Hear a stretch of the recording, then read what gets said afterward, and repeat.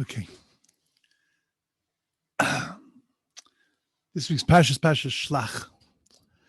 And usually when you talk about Parshas Shlach, you end up somehow talking about Lashon Hara. I'm not somehow. I mean, that's really the base of the whole thing, that they were Yotzei Diba. They spoke bad about the land of Israel. You end up speaking about Tisha B'Av because it took place on the 8th of Av, and then they cried on the 9th of Av, and God said to them, promised them that if you cried on this night for nothing, and in the future you're going to cry for something. And then we focus on the sin of the spies, of how they would put the Jewish people in danger like that, without really considering what the ramifications of such a thing were. We speak also about the difference between the Chet HaMeraglim, the sin of the spies, and the sin of the Egel. The sin of the Egel, there was no, which was a huge sin, there was no punishment per se. And in the sin of the Meraglim, the sin of the spies, was a huge punishment. Every single person in that generation had to die out. And then pretty much we sort of end our discussion. We talk about Kedushas Haaretz, we talk about the beauty of the land of Israel. But there is a whole Parsha after that Parsha. And though I'm not going to address all the pieces of it, there are two pieces that come after the Parshas HaMeraglim, after the whole sin of the spies, which are two mitzvahs that seem to be in an odd place. Now, tzitzis, which is the end of the Parsha, the mitzvah of tzitzis, the mitzvah of talis, there's room to say that makes sense because that's an antidote. You can see clearly sort of the antidote of the sin of the spies. But is it really so clear? And why the two mitzvahs? One is the nesachim, which is the mitzvah of the libations, the wine libations that are brought to the temple when we bring the daily sacrifice and other sacrifices. And then the mitzvah of challah, the mitzvah of taking off a portion of the dough and giving it to the Kohen. Those two mitzvahs are in the same parsha as the parsha of the Meraglim. And one has to wonder, what's the connection between all of them? So the Medrash says that these two mitzvahs are a special segula. They are a special omen for us to go into the land of Israel, because by doing these mitzvahs, we're able to be zocha, we can merit the land. And of course, you have to question, what is the mitzvah of challah and nesachim? What is it doing after the meraglim? But why would that be? What connection does it have to the land of Israel? The Medrash actually brings it from a pasuk and says, Lech echol besimcha lachmecha. It's a pasuk in Koheles, Ecclesiastes. Go and eat with joy your bread. Ushesei belev tov yeinecha, and drink with a good heart your yayin, your wine. Ki kvar rotza elokim es ma'asecha, because God has already desired your actions. And the Medrash explains that lech echol besimcha lachmecha. So then that's the mitzvah of challah. Go eat with joy your bread. Bread is indicative of the mitzvah of challah. And then ushesei belev tov yeinecha, drink with a good heart your wine. That is a reference to the nesachim. Ki kevar rotza elokim es ma'asecha, because God has already desired your actions. That's the knisa, the entrance into the land of Israel. And therefore the Medrash sees that these two mitzvahs are intrinsic, are basic to our receiving and moving into the land of Israel. So the Belzer Rebbe, amongst many commentaries, wonders what the nesachim, the challah, and the spies have to do with each other, and why this has anything to do with the land of Israel. So you have to look, what was really the Chet HaMeraglim? What was really the sin of the spies? So according to many Mefarshim, the reason why they held on to this story, and the reason why they really gave it a negative twist, and they decided that they would see things in the perspective that they saw them, which was going to frighten the Jewish people, was because they really didn't want to go into the land of Israel. And it wasn't the rejection, it wasn't anti-Zionism. They didn't want to go into the land of Israel because they had so much respect for the Jews and for their relationship with God that they felt that they weren't ready for the land of Israel, because going into the land of Israel meant that the mun was going to have to stop. The mun was known as lechem abirim. It was the lechem of angels. It was the lechem that was absorbed into the limbs of a person and left no waste. It was the lechem of spirituality. And therefore, they looked at it and they said that we can't go into the land of Israel because we're going to lose this. So, of course, you have to wonder, what was so important about this? It's very nice that the bread was divine bread. It's very nice that we were eating off of this divine food, that when we would eat the food, you could think whatever you wanted, and that's what the food would become. It's a beautiful thing. All the things that come along with man was amazing. But would you put the Jewish people in peril because you were going to lose it? With all the promises that God gave us about moving into the land of Israel and how the land of Israel was the land flowing with milk and honey, it was the land that was going to support spiritually the Jewish people. So would you take a chance and say, I don't want to give up eating mun, even if that means that we're going to be seen as rejectors in the eyes of God, even though it means that we're going to be seen as battling with God? So what is the motivation of the spies? So I think to understand this, we have to understand the following thing. We know that the brachos of Birchas Hamazon were written by Moshe, by Aaron, about one of the brachos by Shlomo and by David. Then the fourth bracha, which was written after the destruction of the city of Beitar, when there were tens, hundreds of thousands of slaughtered Jews that were lined up, many bodies deep, as almost a fence around the entire area of Beitar, that the Talmud says that their blood fertilized the lands and the fields that were there for 7 years. That's how much blood was spilled. And they sat there in the sun, rotting in the sun, and a miracle happened that no corpse rotted, and they were given a proper burial. And they instituted the bracha of Hatov HaMeitiv, God is good and does good, for that event, and that became the fourth bracha of Birchas Hamazon. Maybe one day we'll talk more about that because it's a little bit difficult, because you're making a bracha of Hatov HaMeitiv, God is good and He does good, that He gave them the ability to be able to be buried like Jews, but in the end of the day, who made them die like Jews? Who gave the permission of the destructive forces in the world to make them die? So how could that be the bracha of Hatov HaMeitiv? There's a very good answer, but it's not for now. But if you look at the first bracha of Birchas Hamazon, right? Hazanas ha'olam kulo, betuvo, God takes care of the world with His goodness and His greatness. Hu nosein lechem l'chol basar, He gives lechem to every person. The bracha was written by Moshe, and it was written for posterity about mun, and it was meant to be praising mun. And of course, you have to ask the question: if Moshe is writing a bracha about mun, why is he calling it lechem? It's lechem abirim, it's lechem in the shemayim. The Torah calls it lechem, but it's not lechem; it's mun. And if you're writing a bracha to praise mun, then say mun. Why call it lechem? So there are those who want to say, because Moshe was writing a bracha for the future, we would have no idea what mun is. The thing that we relate to is lechem, and therefore you write a bracha about lechem. But I think that Moshe Rabbeinu was sending a very powerful message. And that Moshe was telling us, lechem hu mun hu lechem. That there is no difference between lechem and mun and lechem. You go to the supermarket, you ask a child, where does bread come from?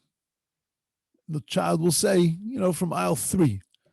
It's from the bread aisle. That's where bread comes from. Right? You see the bread man coming in with the loaves of bread. That's what comes from a bakery. We understand that there is nothing natural about bread.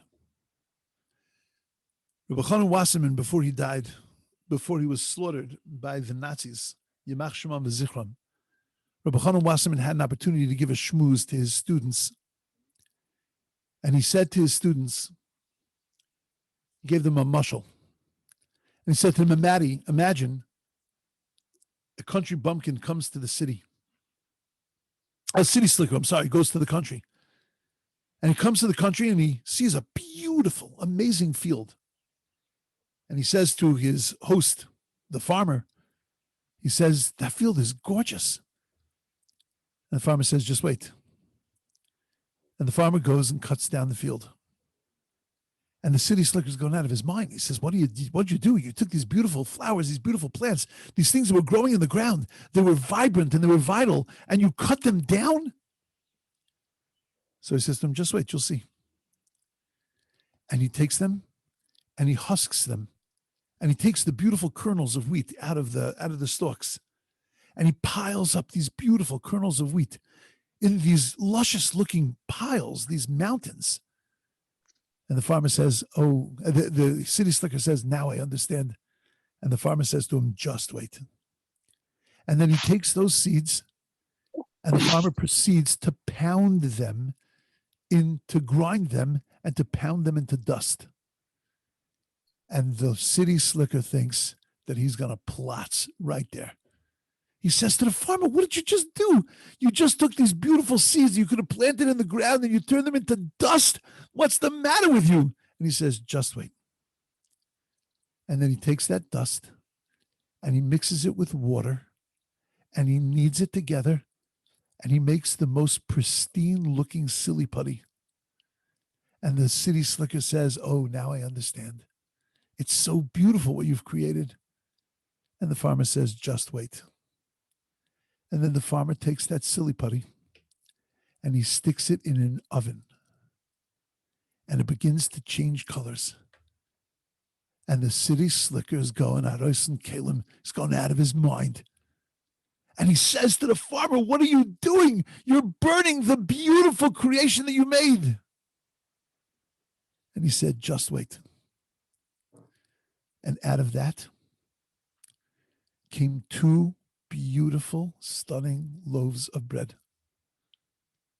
And the city slicker said, now I understand.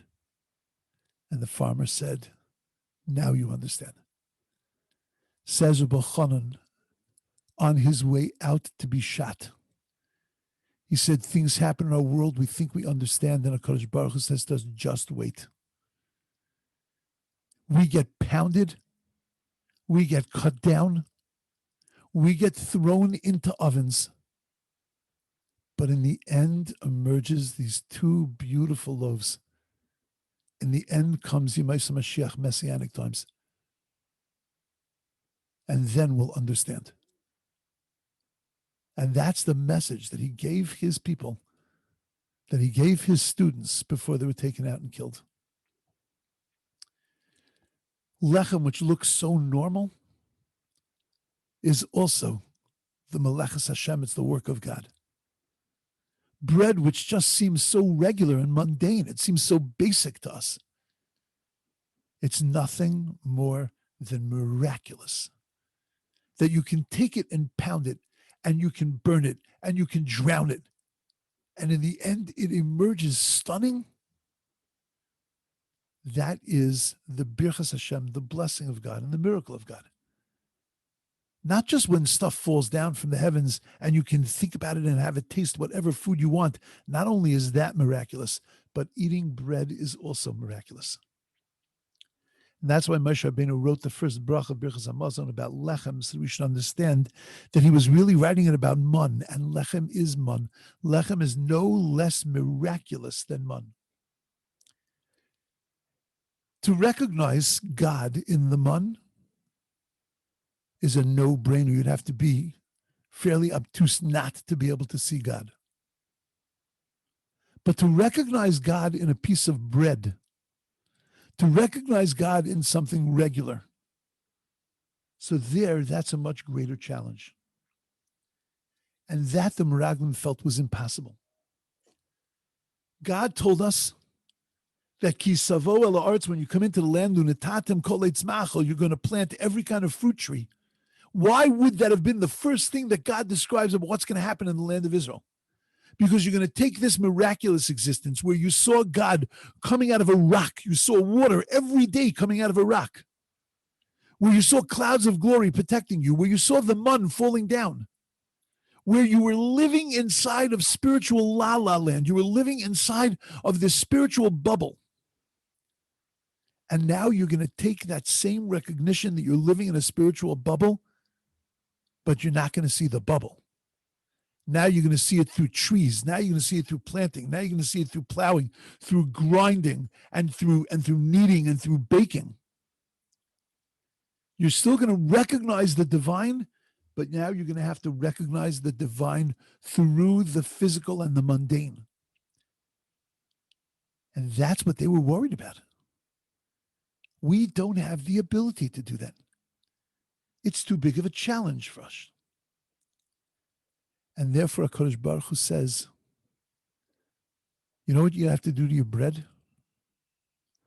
Before you even bake that bread, put the Kedusha in the bread. Take off a piece and give it to the Kohen.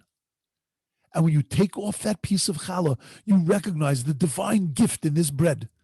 You recognize that all of your material sustenance, all of that is provided by God. And you take this and give this to the Kohen, who's the agent of God. And that dough now has Kedusha. And now you've got a shot to be able to see the Kedusha, the sanctity, the holiness in the mundane. And that's why God felt that this was something that was possible for us. We felt that we're too much filled with our Yetzer Hara, too much filled with our evil inclination, too much filled with our material side, that we wouldn't be able to see that spiritual side, notwithstanding the fact that we're taking a piece of challah off. You know, it says in the Mishnah that we all learned together. Shloisha sha'achlu, 3 people that eat together, and isn't beineim divrei Torah, there isn't between them words of Torah.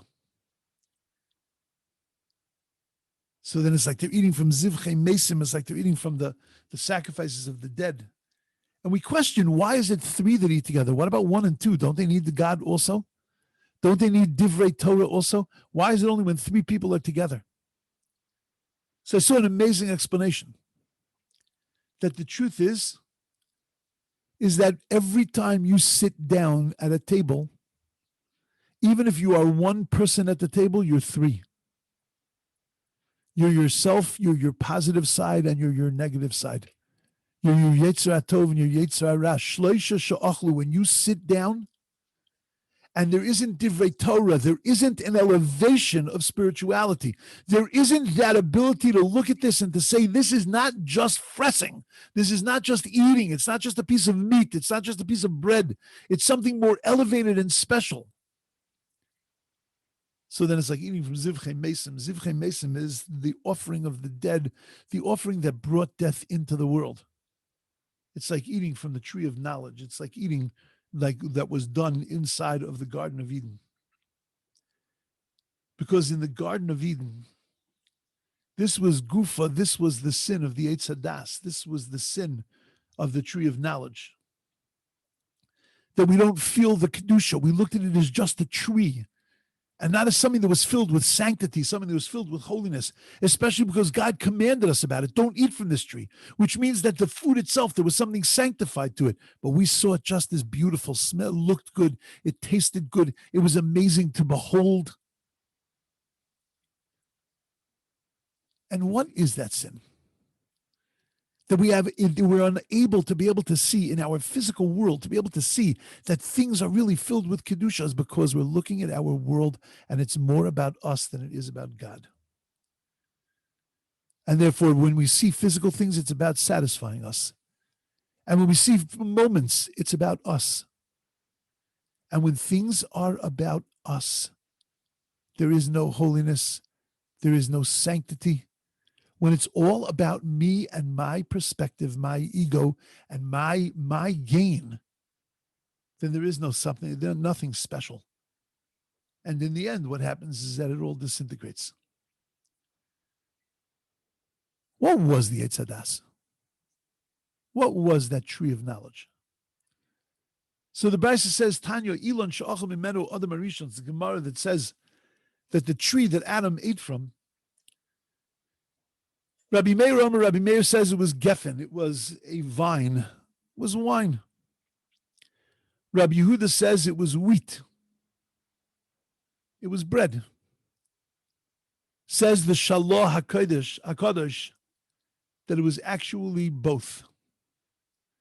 That it was both things. Because both things represent staples. Yayin is a basic staple to us in drink. Bread is a basic staple to us in food, in salad. And it is two major places where we have the ability to be able to see its sanctity, or we can denude it of its sanctity and see only the material and the physical.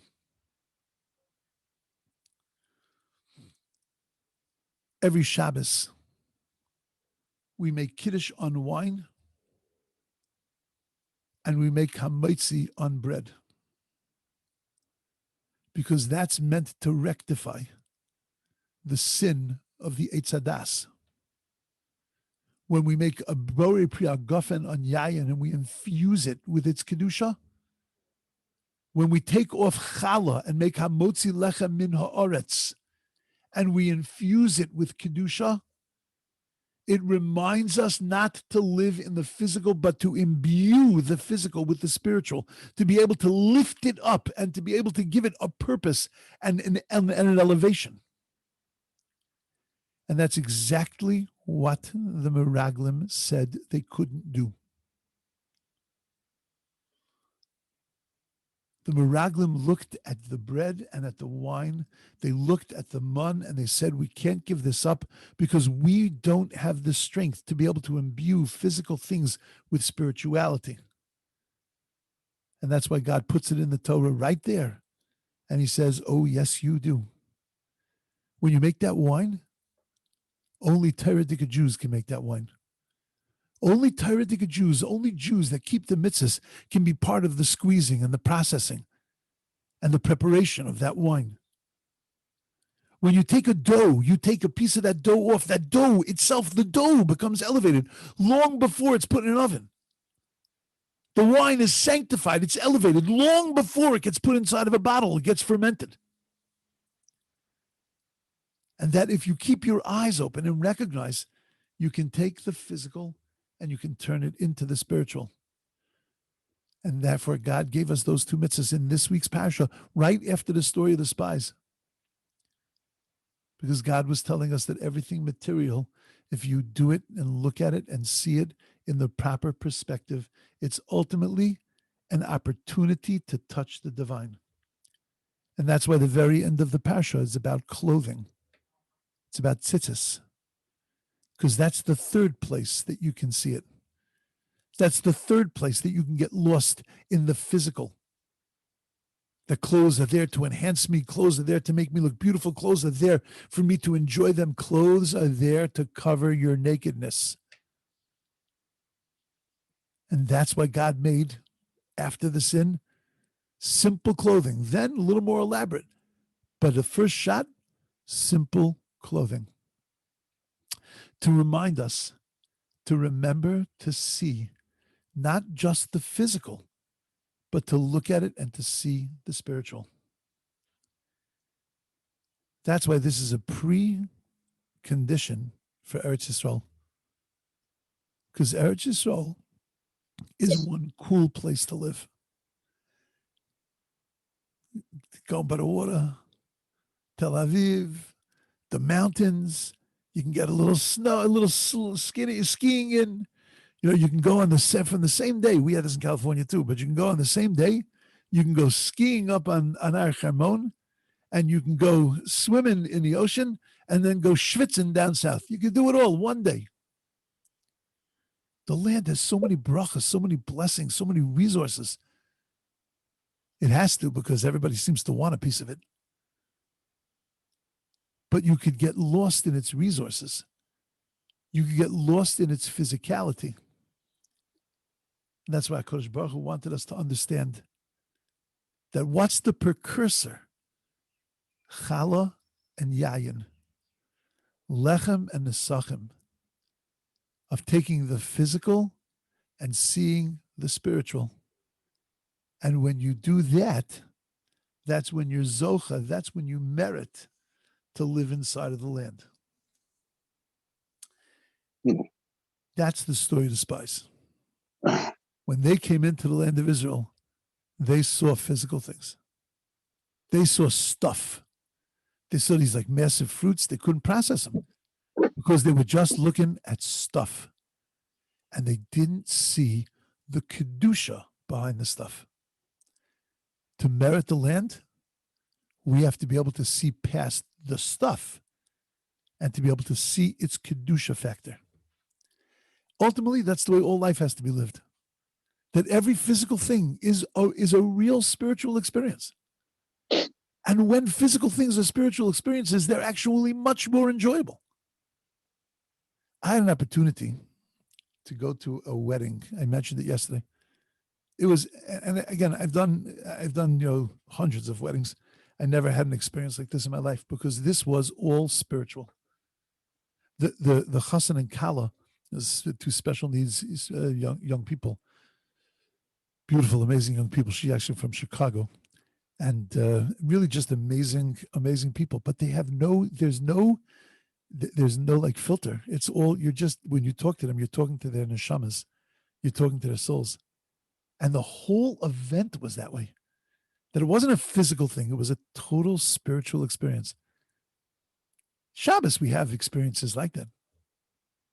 But that's exactly what the story of the spies is meant to teach us, and how God put in to our whole system the antidote to living life on a physical plane and not being able to see life in a spiritual way. Okay, it's my thoughts. Stuff to chew over Shabbos, both on a physical plane and a spiritual plane. Wait, Rabbi, can I start chewing right now with you in the group? Chew. Take a bite. Wow. Let's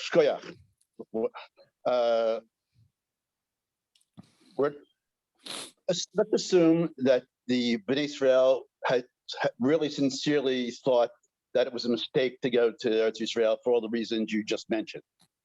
Okay? Which means that they completely missed the message, as you also mentioned. Right. And the punishment, they were punished so severely because they completely missed the message. Now, because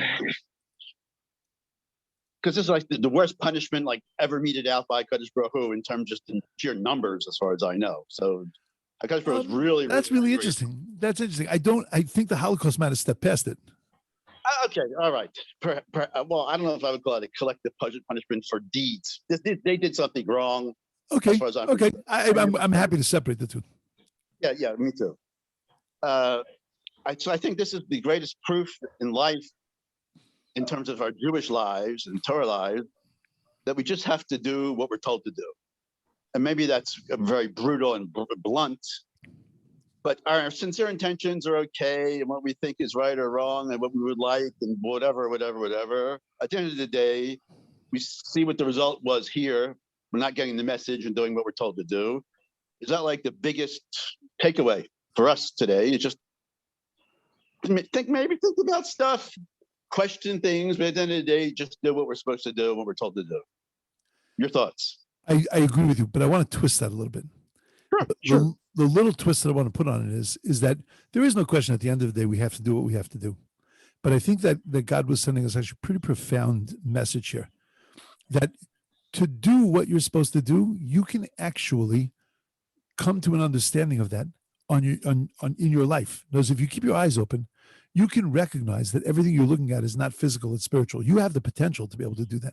So it's not just do it because I told you or I'm going to smack you in the head, but it's that do it because I gave you the potential to be able to do this. Agreed. Yeah, so that's, and I'm agreeing with you totally, but I just think I think that it's like a little bit of a more positive kind of message, that it's not just the boot's going to drop if you don't do it, but the reason it's going to drop is because you had the potential to do it. It wasn't just that you could have just closed your eyes and, okay, if God says do it, then just do it. But you had the potential to come to the whole purpose of this, and you didn't come to it. Which means that God is what God is upset with is wasting a potential, wasting our ability to do something. It's not just that we weren't obedient. I think it makes it more robust. For sure, Rabbi. Yeah, for sure. Perfect. Thank you. Beautiful.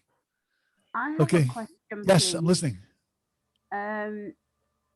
is this kind of reflected in the fact that some people try to do or to say 100 blessings every day on things that they come across during the day?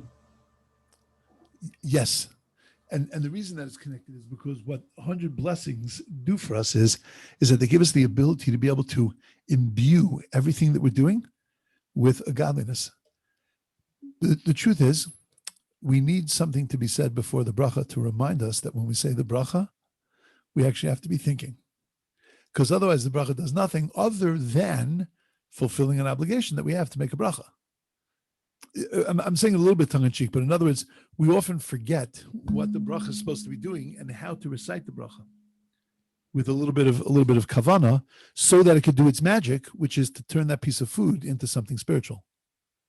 You know, what's the difference between a bracha with kavana and a bracha without kavana? Bracha with proper intention or bracha without proper intention? So everyone's going to tell me, you know, the one is remembering God, one's not remembering God. I'll tell you a very simple answer. About 0.03 seconds. That's the difference between the two brachas. In other words, it doesn't take much to say Baruch atah Hashem Elokeinu melech haolam shehakol niya bidvaro with a little bit of intention, or to say Amen.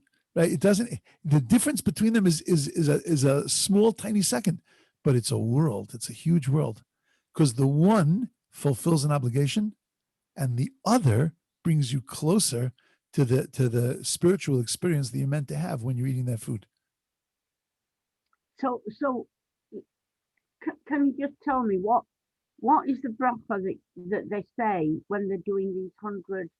Oh, it's not one bracha. It's if you count your day, you get pretty close to 100 if you daven. So you know you have 3 Shmona Esreis, which are 19 brachas apiece. So if you daven Shachris Mincha Maariv, right there you've got 57 brachas. And then if you say the morning blessings, you got another 10. And then you say the blessings on the Torah, you got another 2 or 3. And then you go to the bathroom a bunch of times, you get a bunch there. You eat food during the day, you get a bunch there, and comes out to be 100 brachas. Right. But when you're cognizant of the fact that this blessing I just made is part of that 100 brachas, which is part of that opportunity to be able to see that what I'm doing now is not just a physical thing, this is something spiritual, so then it has an incredible effect on a person. I want to challenge everybody. Today, okay? Just one time. If you're having a glass of water, whether you normally make brachas, you don't make brachas, normally having a glass of water, just look at the glass. This is a 4-second exercise. Look at the glass and say, wow, this glass comes from God. Baruch atah, say it slowly, say every word. Baruch atah Adonai, translate it in your head. God, you are the source of every blessing in my life. That's the real translation of those words. Baruch atah Adonai, God, you are the source of every blessing in my life. Eloheinu, our God, Melech Olam, the King and Owner of the universe. Shakol niya bidvaro, everything came into being through your utterance. I've got this because you have created it and blessed me with it. I'll tell you, when you drink that water, that's going to be the most delicious water you ever tasted. You try it. Feed back to me on Sunday and let me know how that experience was. Everybody should have a beautiful, wonderful, amazing Shabbos. And Mirz Hashem, we'll see you all on Sunday. Shkoyach. Thanks, guys. Bye. Good Shabbos. Shabbat shalom. Shabbat shalom. Thank you.